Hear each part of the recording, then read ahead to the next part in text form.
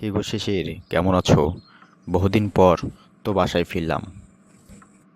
আমি ভালো নেই। তুমি আমাকে ঠকাচ্ছ।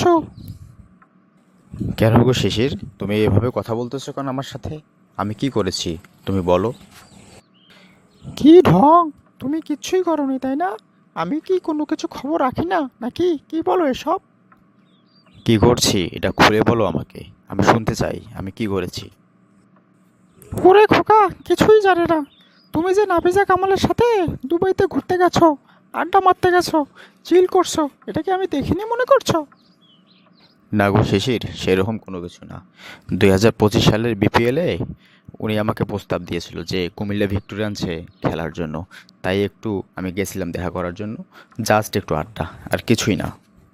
বুঝি বুঝি, সব বুঝি। আমি একটা ডিসিশন নিয়ে ফেলেছি, বুঝছো? আমি তোমার সাথে আর থাকতে চাই না। আমি তোমাকে ডিভোর্স দিয়ে দেবো। ঠিক আছে? না গো শিশির, তুমি এরকম কাজ করিও না।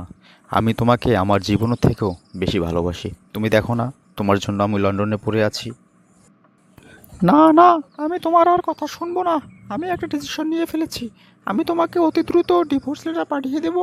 তুমি সাইন দিয়ে আমাকে রিলিফ করবা। তোমার সাথে আর আমার কথা হবে না। তুমি ভালো থাকো, সুস্থ থাকো।